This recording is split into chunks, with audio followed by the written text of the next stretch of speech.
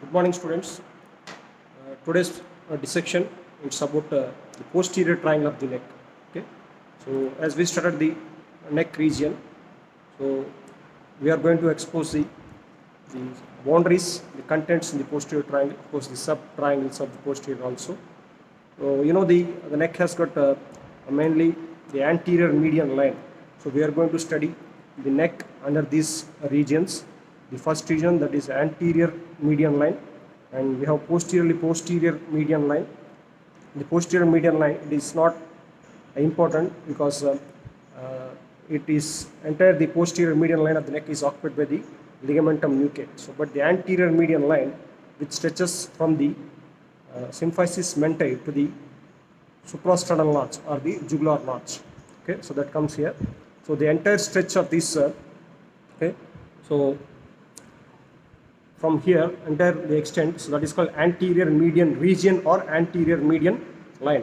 Okay, so that's about the anterior median line and the posterior median line of the neck. The anterior median line is very important, so it has got very important structures along the anterior median line of the neck.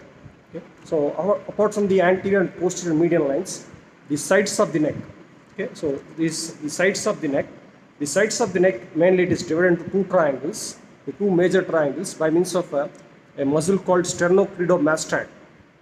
Sternocleidomastoid. So that is from the sternum, clavicle, and to the mastoid process. So what is that muscle? Sternocleidomastoid. So that divides the neck into anterior triangle, posterior triangle. Okay. So the triangle which lies in front of the sternocleidomastoid is called anterior triangle. The one which lies behind the sternocleidomastoid is called posterior triangle. Okay, that's about the sides of the neck. Hope it is clear for you. So we have anterior median line, the sides of the neck, which is divided into two triangles, anterior triangle, posterior triangle, by means of the sternocleidomastoid. So apart from the these regions, we have the back of the neck, the section also, back of the neck. Okay, so that's about the sub regions we are going to cover under the neck region. Okay, neck part of the dissection of head and neck. Okay, so we'll start with the incision part of the posterior triangle. So today's dissection, it's about posterior triangle. So I'm going to dissect the posterior triangle of the neck. Is it clear? The sides of the neck divided into two triangles by means of the sternocleidomastoid. So one which lies anterior to the sternocleidomastoid, what is called anterior triangle. Okay, so the anterior triangle, the base is directed upwards, and of course the apex is directed downwards. So for the posterior triangle, the apex is directed upwards and the base is directed downwards. Okay, so that's about the sides of the neck, and the incision for the posterior triangle. So we have the oblique incision. So the oblique incision that starts from the jugular notch. Okay, you can see here. So there is a jugular notch. From the jugular notch to the so there is a jugular notch. From the jugular notch to the first incision, which is oblique incision, that starts from the jugular notch to the mastoid process. So anterior to the sternocleidomastoid. That means in relation to the anterior border of the sternocleidomastoid, so there is one incision.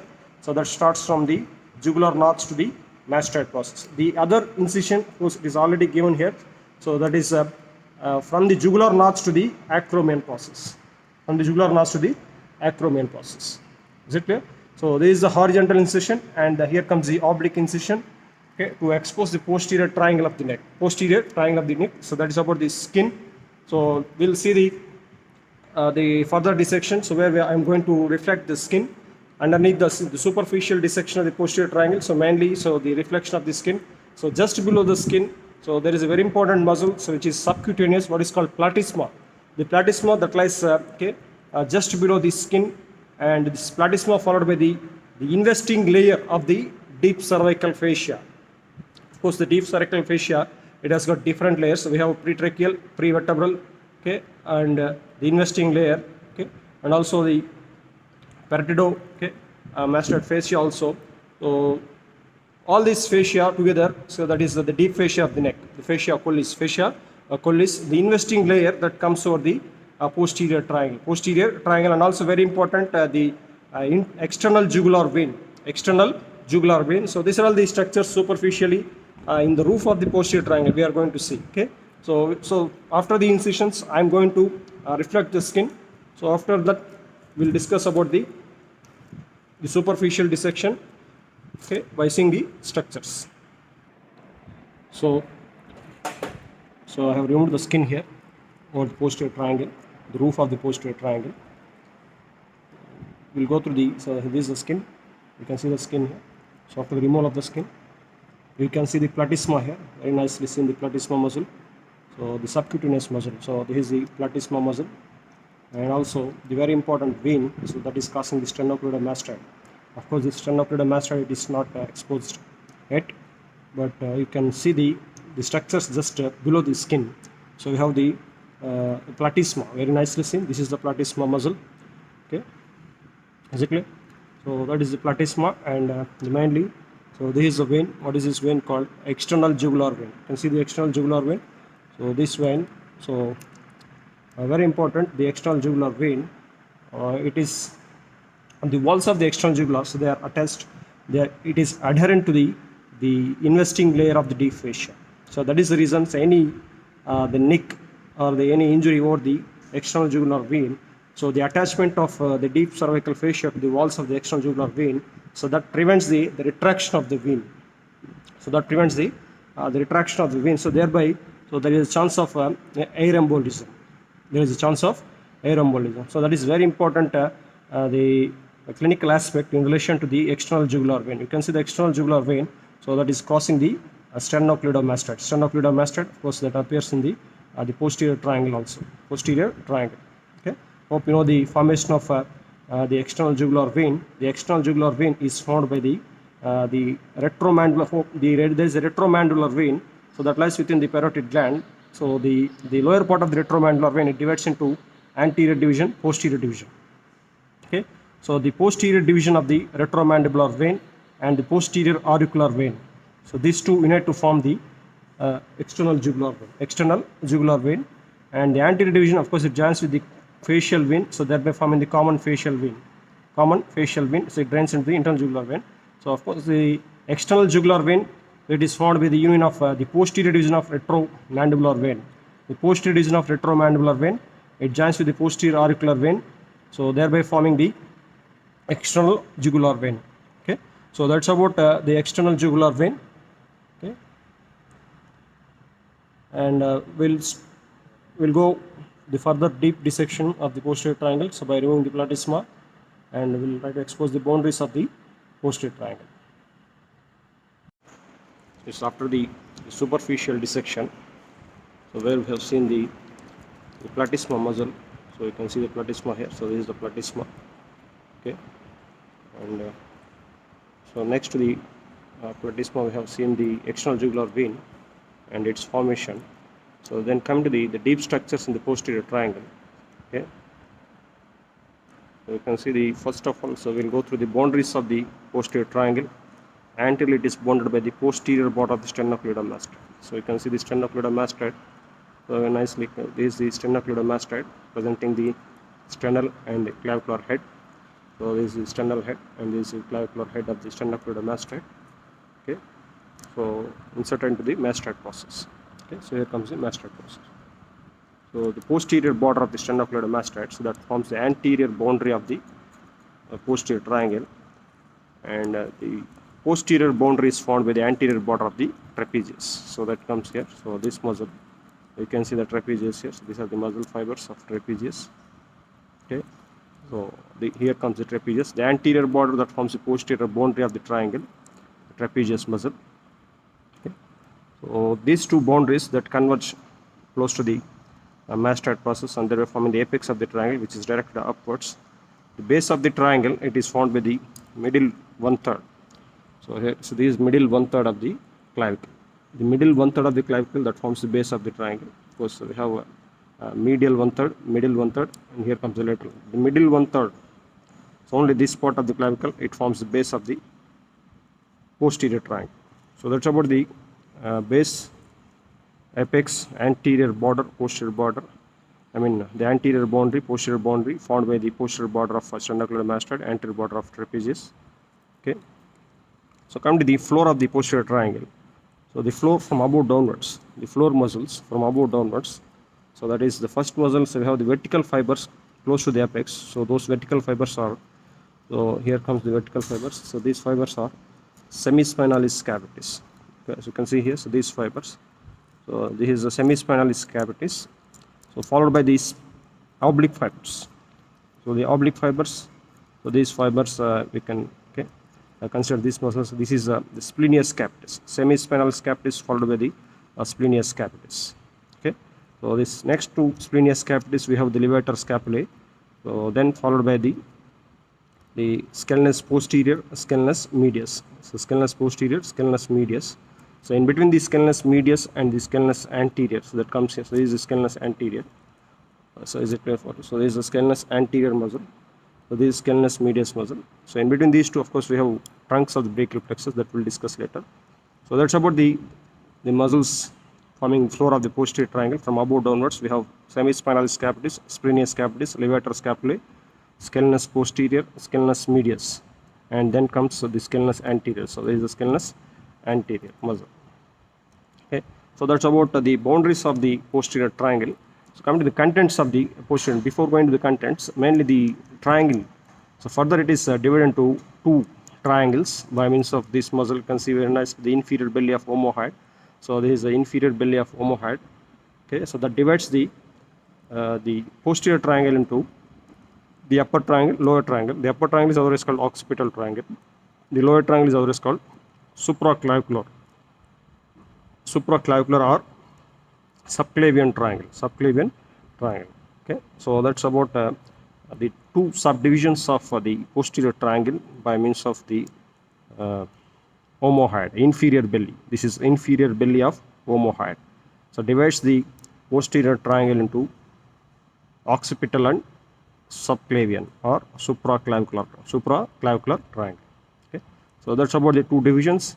So coming to the contents in the occipital triangle, the occipital part of the posterior triangle. So what are the contents? The genuine content in the occipital triangle. So we have you can see here, this is the spinal accessory. So the spinal accessory that is coming from the sternocleidomastoid, and it is entering the trapezius. It is going towards the trapezius. So that goes underneath the trapezius and terminates as a subtrapezoid plexus. It gives the subtrapezoid plexus underneath the trapezius, thereby it terminates. That is the spinal accessory. It's very important. The genuine content in the posterior triangle is spinal accessory. Hope it is clear. The spinal accessory now. Okay, so it is from the sternocleidomastoid to the here. Okay, the trapezius. Entering, it is going underneath the trapezius. So next, coming to the other contents in the posterior triangle, of course, mainly the occipital part of the posterior triangle. So the middle 1/3 of the posterior border of the sternocleidomastoid. Okay, it is very important. So the posterior border of the sternocleidomastoid, the middle 1/3. Okay, so this side comes the anterior border. So and this is posterior border. Okay, the posterior border, of course, it forms the anterior boundary of the posterior triangle. Okay, so the middle 1/3. So if it is divided into upper 1/3, middle 1/3, lower 1/3, the middle 1/3 is very important. So that is otherwise called nerve point. Nerve points because a pool of nerves that emerge from the middle 1/3 of the posterior border of the sternocleidomastoid. So you can see nicely. So this is the nerve which is winding the posterior border of the sternocleidomastoid. What is this called? A great auricular, C2, C3. So branch from the C2, C3. So dividing into two divisions. Nicely seen the two divisions of the great auricular nerve. So you can see the great auricular nerve here. So there is a great auricular.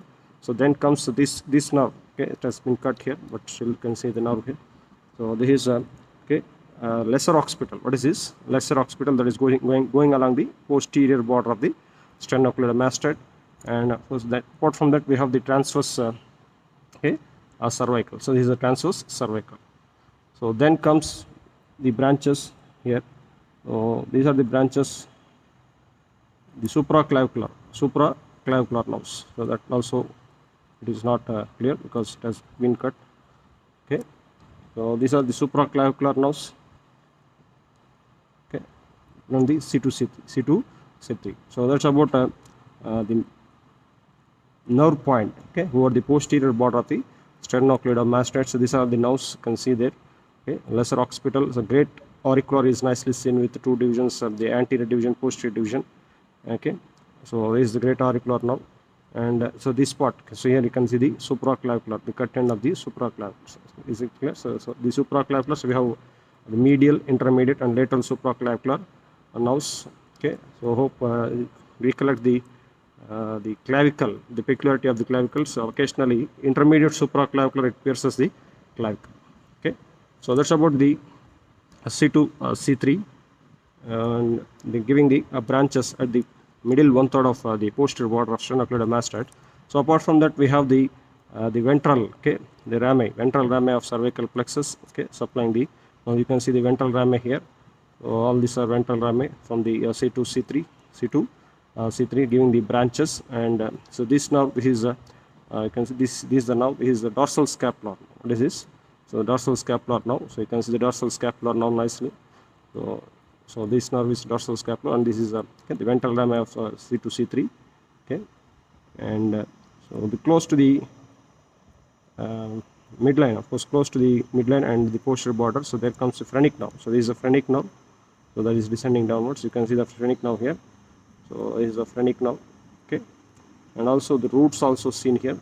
So these are the roots of the brachial plexus. Roots of the brachial plexus, and here comes the phrenic nerve. Okay, so that's about the contents that lies in the occipital part of the this one posterior triangle. So at the apex, so there comes the occipital artery also. So you can see this occipital artery that lies close to the apex of the triangle. Apex of the triangle, occipital artery branch from the external carotid artery. Okay.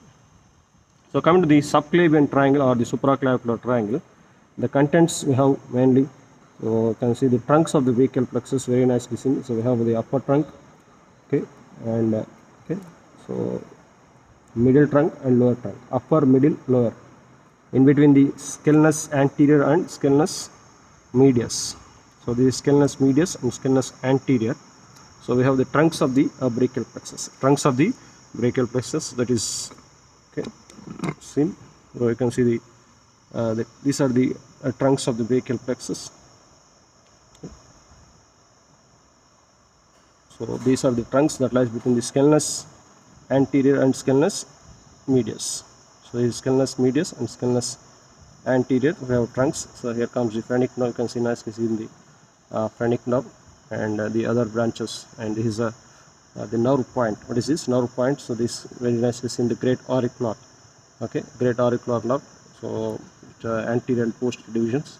Okay, winding the posterior border of the sternocleidomastoid. So this is the posterior border of the sternocleidomastoid, and here comes the anterior border of trapezius. You can see the trapezius here. So this is the trapezius, the muscle fibers of the trapezius. So that forms the posterior boundary of posterior triangle, and is here comes the inferior belly of omohyoid. Okay, so that's about the posterior triangle. And apart from these the trunks, we have the subclavian artery and the subclavian vein. So these are the contents here, and also the transverse cervical artery. So dividing into superficial and deep. The deep branch is very important, of course, that already we studied in the scapular anastomosis in the upper limb. The deep branch of transverse cervical that takes part in the scapular anastomosis. Okay, so so that's about the contents in the so what is this supraclavicular triangle. So very small triangle. So divided from the occipital triangle by means of the inferior belly of digastric. So these two are the subtriangles of posterior triangles. Okay, divided by the inferior belly of omohyoid. What is this? Omohyoid. Okay, so that's about the dissection part of the posterior triangle and the boundaries, the contents of posterior triangle. Is very important the clinical aspect here. So the supraclavicular group of lymph nodes also contents in the supraclavicular triangle. Okay, so we have right and left supraclavicular group of lymph nodes. They are enlarged. Okay, in the carcinoma of the stomach, so especially the left side. So just go through the Troyer's sign. Okay, so that's about the posterior triangle. Okay, I will discuss in detail in the theory part. So that's about the posterior triangle dissection. Thank you for patience listening.